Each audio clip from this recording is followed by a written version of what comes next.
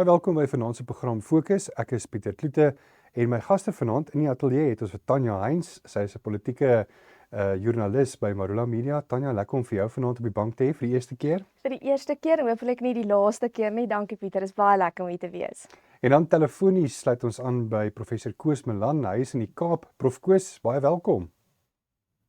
Dankie Pieter, goeienaand en goeienaand Tanya. Hallo, En goeienaand natuurlik luisteraars. Tanya, Malema was nou Woensdag en Donderdag in Kugompo voorheen Oos-London vir vonnisoplegging en hy het toe effektief 5 jaar tronkstraf gekry en dan 'n paar ander wat dan natuurlik saam met dit loop. Net so 'n bietjie van 'n opsomming en dan Prof Koos wil ek ook by u hoor van 'n regse perspektief.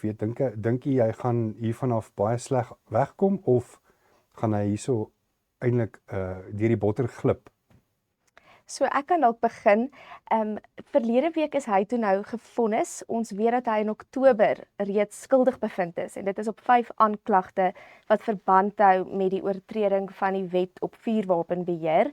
En dit was 'n lang, ek wil sê, afwagting of hy toe nou regtig tronkstraf opgelê gaan word. Sommige van ons het gedink, miskien gaan dit 'n opgeskorte vonnis wees en daar was dit toe nou tronkstraf. Ek dink die EFF het dit verwag, soos ek verstaan het en met my kollega by Marula gesels het wat daar was, sy het dit al agtergekom dat hulle het op daarop voorberei, maar hulle was ook slaggereed om te appeleer, sou dit so wees. En toe was dit nou so, hy is toe nou 5 jaar direkte tronkstraf opgelê. En dan ook, dit was op die eerste aanklagte, dan was daar 'n tweede aanklagte, ek dink dit was vir 2 jaar tronkstraf, en die oorblywende 3 was boetes van R20.000 elk. En hulle het natuurlik, amper onmiddellik daar later, het hulle toe nou aangedui dat hulle wil appeleer. Die staat het daai aansoek teengestaan, maar hy is eintlik toegestaan, die aansoek.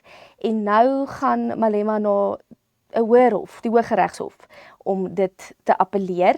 Sou daai aansoek aangehoor word, Prof Milan kan ook vir ons daaroor praat, maar sou dit afgekeur word, dan kan hy tronkstraf in die gesig staan, dan kan hy dalk die binnekant van 'n tronk sien. Ons kan ook praat oor wat gaan van hom word as LP, sou hy tronk toe gaan. Prof Koos, wat dink u hiervan? Gaan hy in die tronk slaap of het hy dalk 'n redelike kans om die appel te wen? Wel Pieter, in die eerste plek, dit gaan 'n lang en uitgerekte proses wees. Daar gaan 'n appel wees na die Hooggeregshof. Indien die appel misluk, sal Malema verder appeleer na die Hoogste Hof van Appel. Indien dit misluk, sal hy verder appeleer na die Konstitusionele Hof. Waarvan die implikasie is dat ons hier 'n baie lang en uitgerekte proses in die gesig staar wat jare kan duur. Daar is etlike redes hoekom dit belangrik is vir Malema om te appeleer.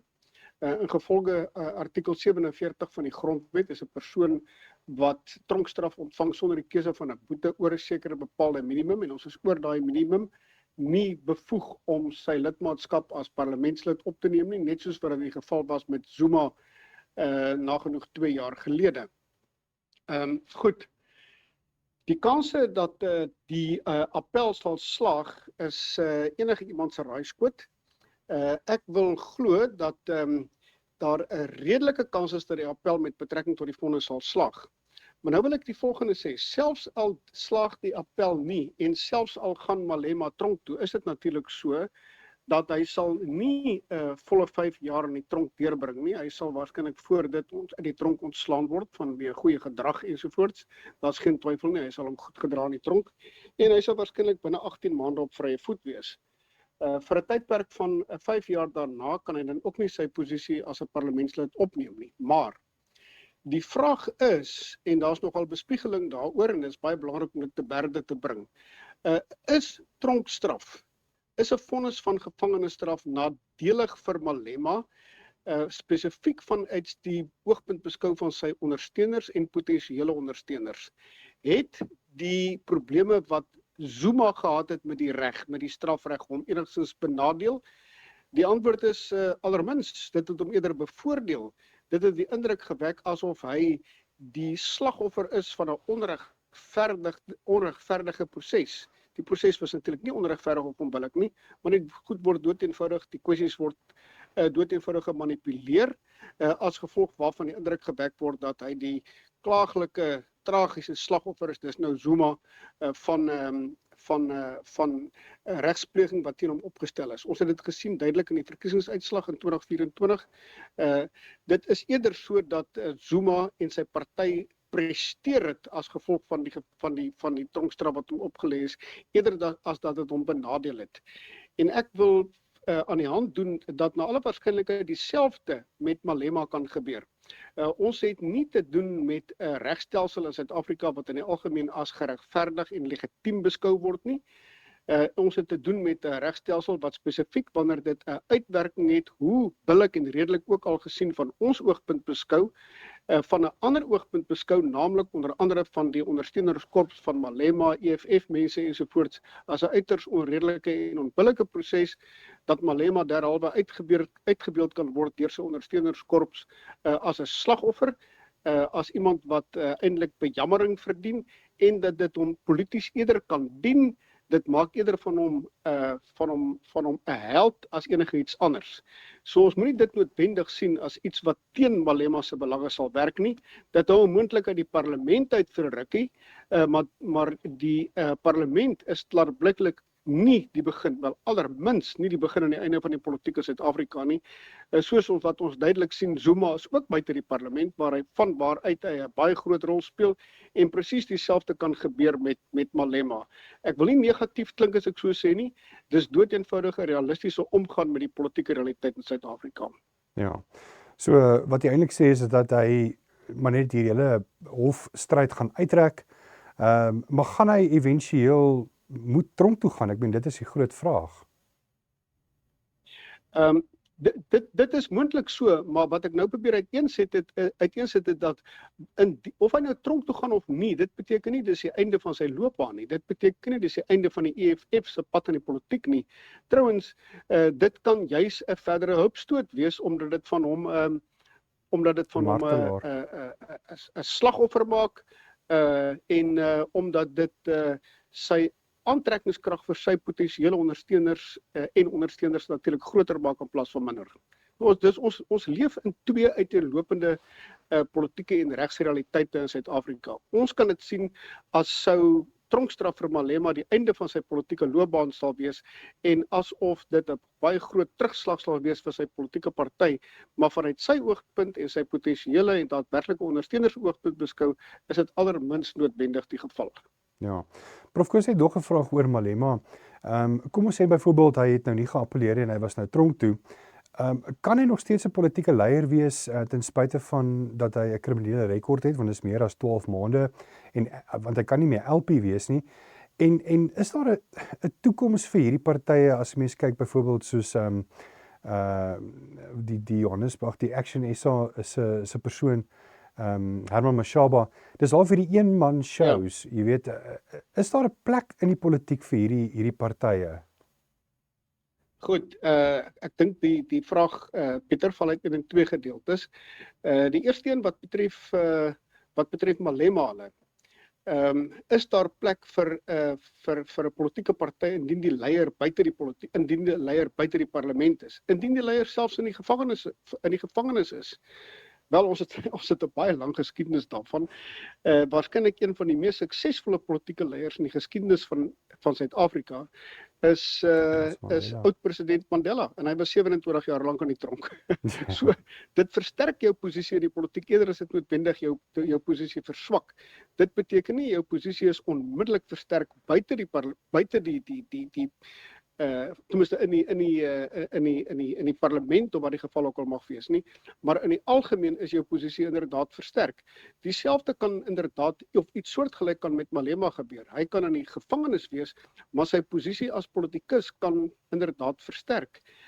En soos reeds aangedui, hy hoef nie noodwendig lank in die tronk deur te bring nie. Hy kan uitkom en daarna as 'n martelaar en as 'n held uitkom en baie sterker in die stryd tree as wat hy tevore was.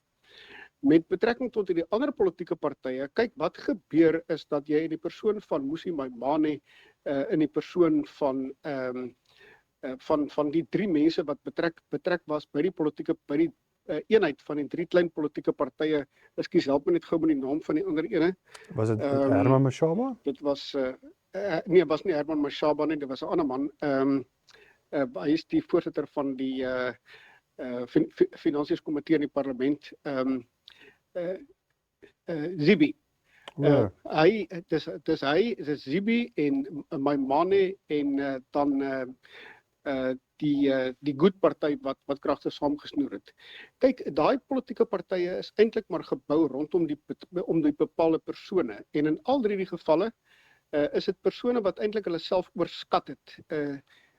Zibi het homself totaal oorskat voor die verkiesing in 2024. Hy het gemeen hy gaan rondom 1.5 miljoen stemme kry. Uiteindelik het hy met 60.000 stemme uitgekom. Die mense oortuig hulle altyd self dat hulle baie sterker is as wat hulle werklik is. En dan kom dit spoedig in die lig dat hulle inderdaad baie swak is, dat die ondersteuning wat hulle gekry het of dit gelykheid dat hulle sou kry, inderdaad in die finale instansie glad nie so groot was nie en dat hulle uiteindelik dan baie teleurgesteld is. Ek dink wat hier gebeur het met hulle is al 3 daai partye het eintlik misluk by die stembus in 2024. Hulle het daarna probeer om verdere impetus, verdere stiekkrag te gee aan die partye deur te probeer saamwerk. Dit het nou gebleik ook nie te werk nie. En ek dink dit is maar eintlik die begin van die einde vir hulle al 3, tensy hulle een of ander plan maak en in 'n groter partye soos die DA of die ANC opgaan. Ja. Net ons gaan net na die breek net 'n terugvoer gee oor Jaco en sy opinie rondom wat tans met Iran gebeur. Maar u het ook natuurlik die afgelope paar dae en laasweek die nuus dopgehou. Wat is u siening van die Iran en FSA konflik as mens nou miskien soontoe kan beweeg? Ek weet daar is nou weer onderhandelinge wat hulle gesê het môre en dit lyk nie asof JD Vance enigstens daarbey gaan betrokke wees nie. Hoekom nou nie? Volgens Trump is dit natuurlik oor sekuriteitsredes, maar dit kan miskien nog wat ander goed ook wees. Maar dink jy dat môre is nou die dag dat hulle hierdie ooreenkoms gaan bereik, want ek meen Woensdag verstryk die skietstilstand?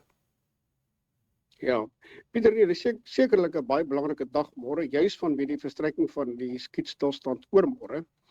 Dit is baie duidelik dat die Iranese nie lus is om in hierdie onderhandelinge deel te neem nie en dat hulle na alle waarskynlikheid verwag dat die skietstilstand gaan verstryk en dat die FSA verdere moontlike grootskaalse aanvalle op Iran sal uitvoer. Trouwens, die bietjie navraag wat ek gedoen het die afgelope dag of 2 of 3 dui daarop dat die Amerikaners hulle militêre teenwoordigheid in die golfomgewing baie versterk het en dat dit inderdaad so kan wees dat hulle op Woensdag kort daarna inderdaad weer grootskaalse aanvalle op Iran kan doen. Dit is tegelykertyd sodat Iran natuurlik optree ter verdediging van sy eie waardigheid as dit ware. Hy is by 2 geleenthede aangeval. By die tweede geleentheid was dit regtig uit die bloute uit en dit is nou nie net letterlik dat dit van bo af gekom het nie, maar dit was uit die bloute uit vir sover as wat dit totaal en al onvoorspelbaar was. Hulle was voor 28 Februarie nog kliphard besig met onderhandelinge en die volgende oomblik toe word hulle aangeval. En ek dink hulle is waarskynlik baie ligtig dat iets van die aard weer mag gebeur en as gevolg daarvan het hulle besluit, wel luister, ons gaan nie vir ons op sleeptou laat neem nie, ons gaan nie Islamabad toe nie, ons gaan nie aan onderhandelings deelneem nie. Wie weet vanuit hulle oogpunt beskou is dit eintlik 'n valse vorm van onderhandeling, dat daar nie werklik onderhandelinge op hande is nie en dat hulle besluit het om vooraf weg te bly. Daarmee plaas hulle natuurlik self op enorme risiko want die Amerikaanse vermoë is geweldig sterk. Maar hulle het waarskynlik reeds vooraf besluit een van 2 goed. Een dat Trump nie sy dreigement gaan deurvoer nie. Of die tweede ding is dat indien Trump dit wel deurvoer om grootskaalse militêre aanvalle wel uit te voer, hulle sterk genoeg is om dit te kan absorbeer. Ook moet in gedagte gehou word dat hier ander rolspelers is wat besig is om op die voorgrond te tree. Ons het vandag gesien dat Rusland al hoe sterker belangstelling toon om as dit ware as 'n bemiddelaar saam met Pakistan of bykomend by Pakistan betrokke te raak. Rusland het tot sover glad nie deelgeneem aan aan enige onderhandelings, enige bemiddelingspogings nie, maar sodra hulle betrokke raak, kan ons natuurlik in ag neem dat Rusland aansienlik meer hefkrag het as Pakistan, dat dit dan waarskynlik so kan werk dat Iran moontlik meen dat in die lig van Rusland se toenemende moontlike betrokkenheid hierby die Amerikaners se inskikkelikheid groter sal wees om op een of ander basis wel te onderhandel dat een of ander grondslag van 'n skikking dan bereik kan word. Ek wil net laastens die volgende sê. Ek dink daar's 'n algemene wanopvatting en ek sal graag wil hoor wat Jaco daarvan sê.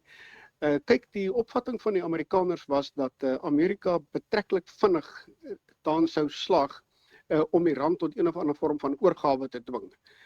Presies om daai rede is die aanvalle op 28 Februarie uitgevoer met eintlik met die oogmerk, al het hulle gesê dis nie hulle oogmerk nie, maar dit is tog duidelik dat dit die oogmerk was om regimeverandering teweeg te bring. Maar hier gaan nie sommer 'n regimeverandering wees nie. Jy werk hierso met mense wat keihard is in die vorm van die Iranese regering.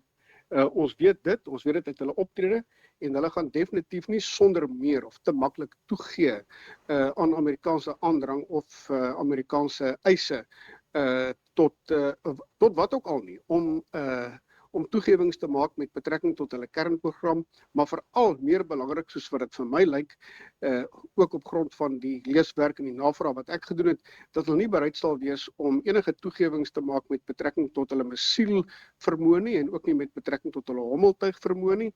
Hulle lewe hang as dit ware daarvan af. Hulle gaan nie enige toegewings maak ten aansien daarvan nie. Ons is net hierna weer terug en ek het sommer vir Jaco Kleinhans gevra om vir ons sommer net 'n stemnota te stuur. 'n Bietjie van 'n opsomming oor wat tans ook in Iran aangaan, so bly ingeskakel.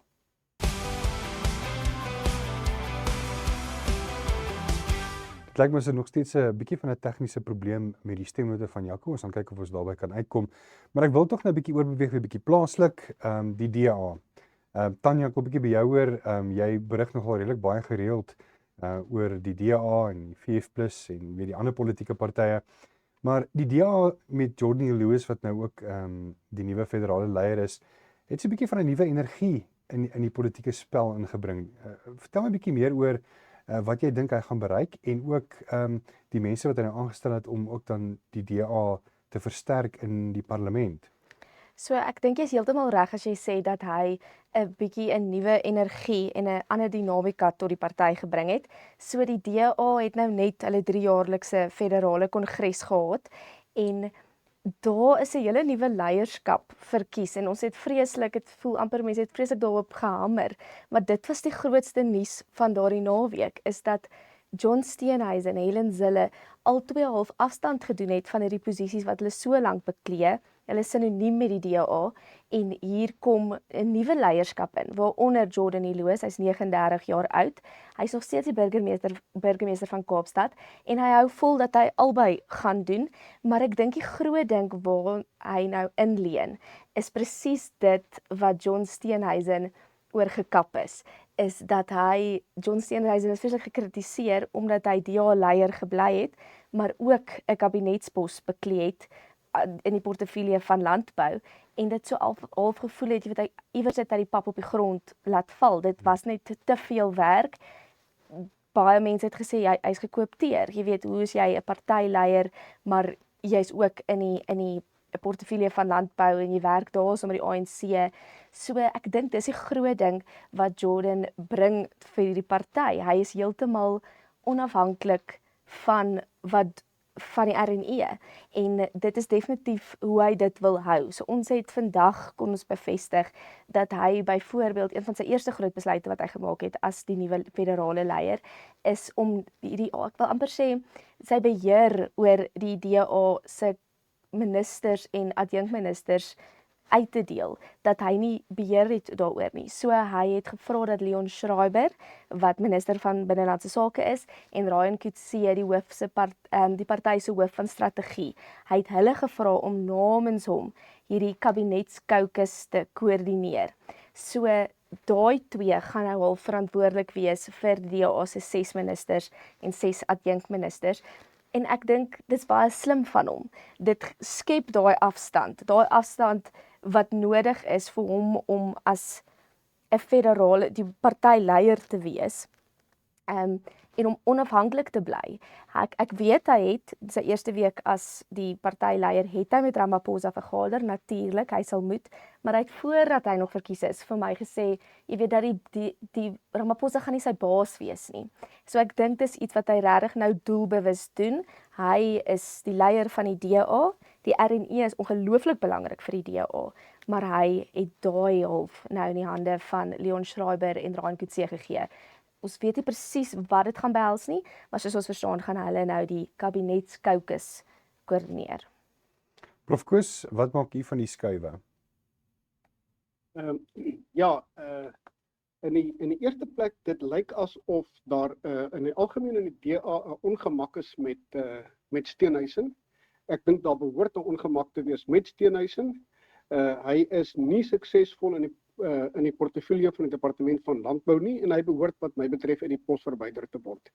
Ek dink as hy een persoon is wat ek ook besef, is dit inderdaad die nuwe leier van die DA self, Jordan Hilloos. Hy wil egter nie regstreeks stappe doen nie, anders sal dit lyk asof hy as dit ware vir Steenhuisen in die rug steek. Ek verstaan, hulle sê hulle is vriende en hy sal seker nie graag gesien wil word as die persoon wat inderdaad instrumenteel is om vir Steenhuisen uit die kabinet te laat verwyder nie. Die proses is soos volg dat die DA leierskap moet aan die president aandui, want hy is die persoon wat die kabinet saamstel, wie hulle in die kabinet wil hê. En ek dink daar heers 'n taamlike algemene eensstemmigheid dat Steenhuisen inderdaad uit sy posisie verwyder moet word. Laat ek net vinnig iets daaroor sê. Kyk, hy het nie 'n sukses gemaak van departement van landbou nie, veral nie met betrekking tot die back and closure kwessie nie. En die groot beswaar, wat 'n geldige beswaar is teen Steenhuisen, is dat hy inderdaad so aggressief opgetree het teen bepaalde landbouleiers en ook aggressief opgetree teenoor Sakeliga. Dit was in elk geval totaal en al onnodig. Hy het selfs so ver gegaan om na Afrikaner organisasies te verwys as Afrimaga. Heeltemal dom, niks anders nie is dit. Ek weet dis harde woorde om te gebruik, maar dis presies wat dit is, vir die doeteenvoudige rede dat die DA onder andere van Afrikaners teenafhanklik is, en nou praat hy van Afrimaga en probeer op daai wyse as dit ware 'n belangrike komponent van die DA ondersteuning beledig, niks anders nie is dit, en natuurlik distansieer hy hom van hulle. So ek dink wat gaan gebeur is dat hierdie 2-man kommissie as dit ware, Coetzee en Schreiber, gaan waarskynlik aanbeveel dat Steenhuisen verwyder moet word en dat hy vervang moet word met Iben Meyer van wat die LER is vir landbou hier in Wes-Kaapland, wat alreeds nagenoeg 8 jaar in daai pos is en volgens alle aanduidings 'n groot sukses daarvan maak. Hy is kundig op die bepaalde gebied en hy kan met gemak in die nasionale departement van landbou instap. So, dis die eerste punt. Die tweede punt is baie kort. Steenhuisen is regtig op pad uit, soos Tanya inderdaad gesê het. Zille is egter nie op pad uit nie. Zille is 'n fenominale kandidaat vir die burgemeesterskap van Johannesburg. 'n Groot deel van die DA se sukses in die volgende klompie maande tot met die munisipale verkiesing hang inderdaad van haar af. Sy is as dit ware die swarte punt van die DA se verkiesingsveldtog, nie net met betrekking tot Johannesburg nie, maar eintlik met betrekking tot al die plekke waar die DA in die verkiesing gaan deelneem, met inbegrip natuurlik van al die metros, insluitende natuurlik ook Pretoria. Sy, ofskoon sy uit die formele poste uit is sy uit daai poste dood-eenvoudig ten einde haar in staat te stel om haar onverdeelde aandag te wy aan die verkiesingsveldtog in Johannesburg, met haar roeiery en met haar fenominale rugslag wat sy uitvoer, en soos wat ons gesien het op sosiale media. Sy is natuurlik baie suksesvol en ek dink sy dryf die koue rillings in die ANC af. Tanya, wat dink jy van Helen Zille? Ons het hoeka vanoggend oor haar gepraat. Ja, so as jy my vra, is sy besig om verkiesingsveldtogte te herdefinieer. Sy is besig om op 'n humoristiese manier die uit te beeld wat hierdie regtige, ek wil sê die werklikheid van jou hierdie geleefde werklikheid van Johannesburg, is hy besig om op 'n humoristiese wyse daarop in te speel. Of dit gaan vertaal tot stemme vir die DA, moet gesien word met die verkiesing, maar jy kan haar definitief nie nou ignoreer nie. So baie mense gesels oor haar. As jy weer sien, is daar nog 'n video soos wat Prof Koos nou gesê, dan roei sy in Douglasdale, dan op in Dobsonville, dan is sy in 'n swem sy in 'n slaggat in Douglasdale. So ja, sy's definitief daar. En dan ook moet mens sekerlik sê dat ek weet nie, jy weet hoe mense ek weet dink nie, maar elke keer as sy iets gedoen het, dan word dit reggemaak. So sy het geswem in die slaggat en daar die burgemeester die dag daarna het hy dit gaan regmaak. Sy het gaan roei in die opgedamde water en daarna het hulle dit gaan uitpomp. So ver lyk dit, jy weet, of haar verkiesingsveld tog werk. Sy's vol energie. Soos Prof Koos gesê het, sy kan nou al haar aandag op Johannesburg rig en dit voel vir my dis wat sy gedoen het. Soos ek verstaan, bly sy al van Januarie af nou permanent in Johannesburg. En sy's oral. Kom ons wees eerlik, sy was die naweek, was sy by Liefde by die Dam. Sy het 'n parkrun gaan hardloop. Johannesburgers sien haar. Ek dink sy's besig om op party te groei. Hou almal van haar? Nee. Is daar nog steeds mense wat, jy weet, moeilike vrae vir haar het? Definitief, maar sy's 'n veteraan politikus. Ja, en ek is net beïndruk met die energie wat sy hierdie mee aanpak. Ja. Ons is net hierna weer terug bly ingeskakel.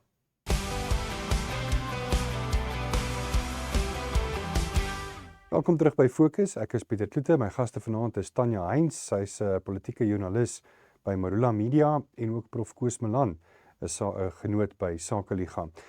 Jammer vir dat ons 'n bietjie rondspring vanaand. Ek wou eintlik al vroeër ook Jaco se indrukke oor Iran vir jou gegee het en ons het nou ons tegniese probleem oorkom. So ek gaan gou vinnig inval dat ons gaan net weer hoor wat sê Jaco en dan Prof Koos, jy's welkom om dan sommer 'n bietjie repliek te lewer oor dit wat Jaco sê. Daar was die afgelope paar dae heelwat wipplankryery gewees in hierdie stryd tussen Iran en die VSA. Dis baie duidelik dat Amerika se vloot baie geslaagd was in hulle poging om Iranse hawens te blokkeer.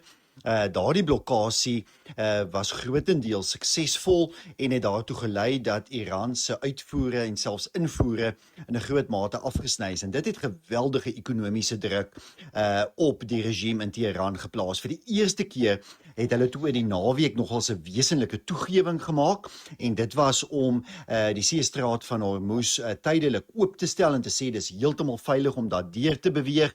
Hulle het egter 'n dag later dit weer geslote verklaar en dit nadat Amerika natuurlik nie sy blokkade wou ophef voordat daar nie onderhandelinge in Islamabad plaasvind. Hulle wou wel bevestiging hê, die Amerikaners, dat Iran wel 'n span sal stuur na Islamabad in Pakistan om dan aan onderhandelinge deel te neem. So waar ons 'n week of wat gelede bietjie meer nog gesien het 'n situasie waar Iran in hierdie sterk posisie was met sy voortdurende ontwrigting van die seestraat van Hormuz, het Amerika se strategiese skuif met die blokkasie van Iran se hawens wel grootendeels geslaag. Die ander element wat ook belangrik was natuurlik die konflik tussen Israel en Hezbollah in Libanon en daar het ons 'n belangrike verskuiwing ook gesien plaasvind en dit was met die onderhandelde skikking wat in Amerika plaasgevind het. Vir die eerste keer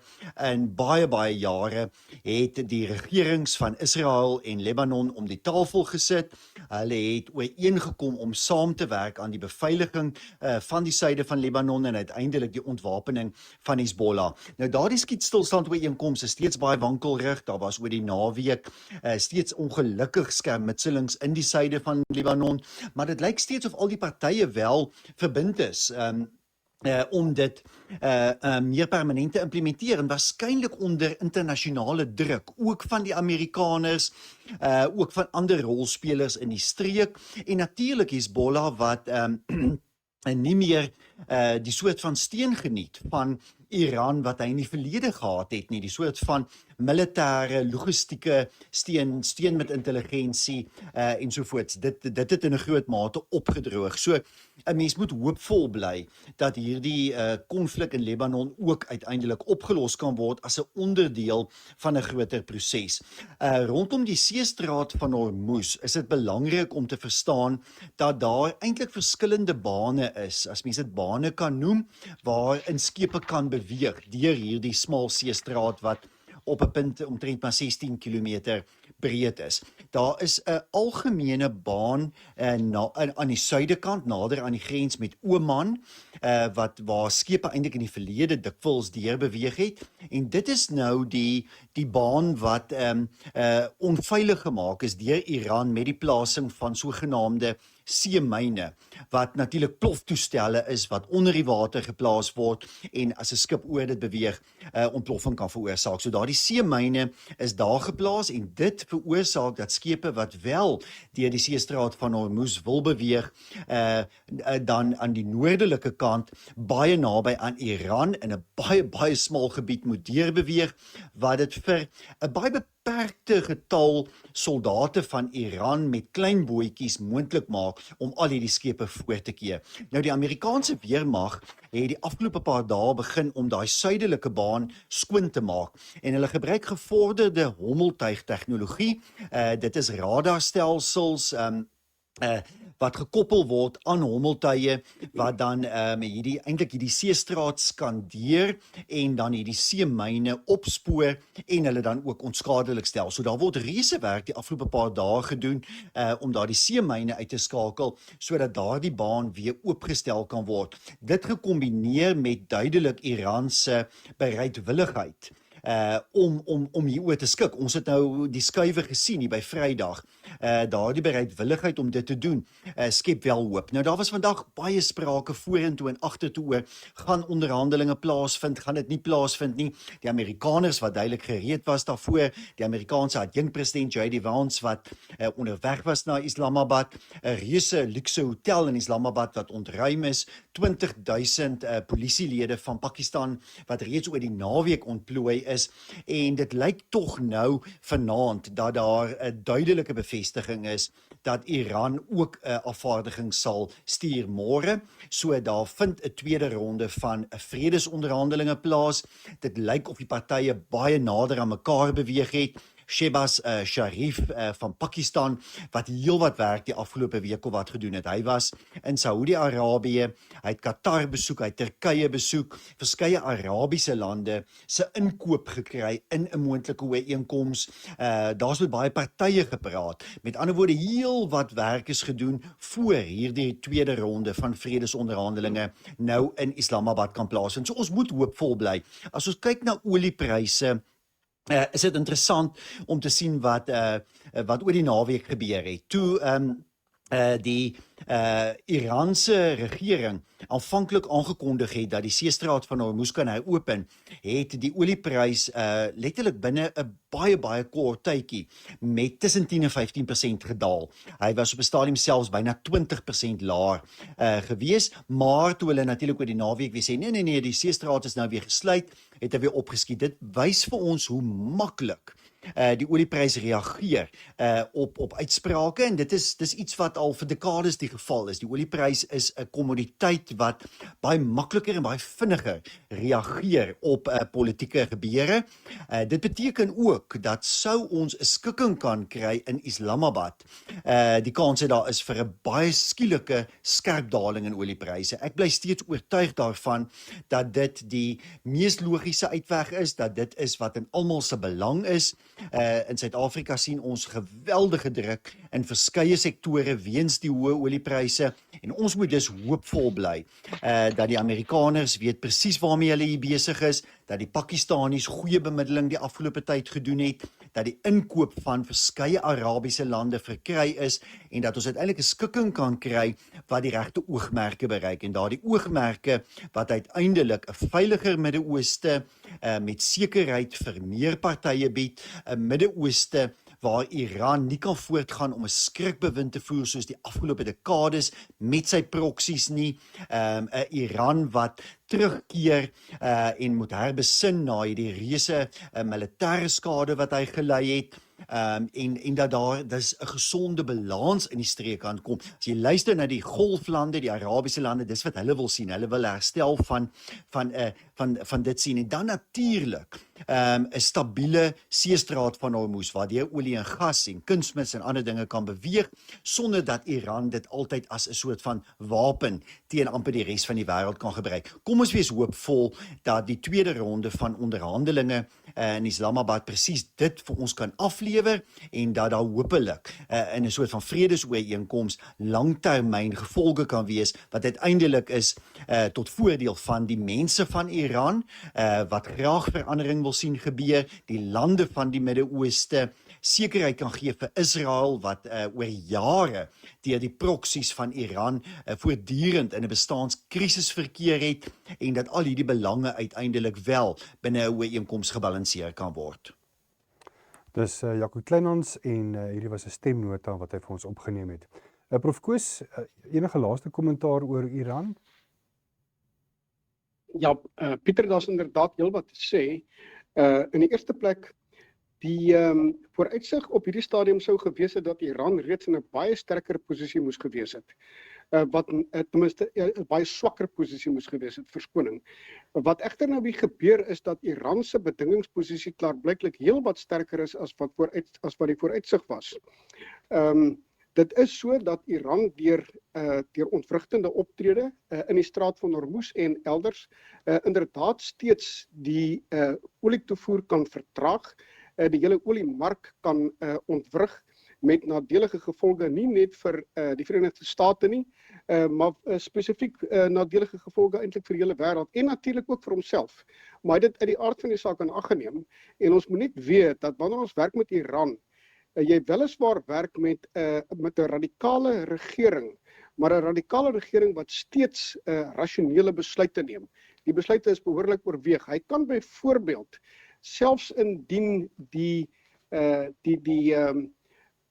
pypleiding wat tans oor Saudi-Arabië loop en wat nou weer in werking gestel is, selfs wanneer dit gebeur en olie uitgevoer kan word, ruolie uitgevoer kan word van daar af, van daai oliepypleiding af, deur die Rooi See, moet dit op 'n stadium dan deurbeweeg reg onder by die punt van die Rooi See by Bab el Mandeb. Daar is die seestraat op die die seestraat, daai seestraat wat ek sopas genoem het, Bab el Mandeb, lê tussen Djibouti en Jemen en daar is die Houthis bedrywig. Die seestraat kan redelik gemaklik ontwrig word as gevolg van Houthi-aanvalle. En selfs al is dit nie daadwerklike aanvalle nie, dan is die implikasie daarvan dat versekeraars doeteenvoudig nie bereid is om daai skepe en vragte te verseker nie en dat die olietoevoer as gevolg daarvan ook nie herstel kan word nie. So wat ons sien is dat Iran se posisie as gevolg daarvan inderdaad beter is as wat voorsien is. Ek wil net 'n laaste punt maak en dit is dat Amerikaners raak oor 'n tydperk van etlike dekades betrokke by oorloë sonder om te voorsien hoe hulle uit die oorlog gaan uitkom. En dan het jy waarna sommige mense verwys as die sogenaamde escalation trap. Met ander woorde, hy gaan in 'n oorlog in met die oogmerk, dis nou die VSA, om so spoedig as moontlik uit die oorlog uit te beweeg. Maar op die aanname dat hy as dit ware oor al die vermoë beskik, dat hy die vryheid het om te besluit wanneer en of hy gaan. Maar die vryheid lê ongelukkig nie net by hom nie, dit lê ook by die opponerende party. Dit is wat gebeur het in die laat 60s en vroeë 70s in Vietnam. Dit is wat gebeur het nou klompie jare gelede in Afghanistan. En dit is klaarblyklik wat nou weer hier gebeur. Die VSA is inderdaad hier ten minste ten dele vasgevang in die escalation trap. Dit is tot die voordeel van die Amerikaners En dit is noodsaaklik vir die Amerikaners, vir die Trump-bewind, om so gou as moontlik uit hierdie oorlog uit te kom. Maar dit is baie moeilik vir hom, want hy word inderdaad ontwrig deur Iran en kan as gevolg daarvan nie betyds of so vinnig as wat hy sou graag wou uit die oorlog uit te kom nie, met nadele vir die wêreldekonomie en nadele vir die voortgesette steun van die Trump-regering in die Verenigde State. Dankie prof. Net om af te sluit, ons het regtig nie meer baie tyd nie. Tanya, wanneer vlieg Rolf Meyer, ons ambassadeur aan Amerika?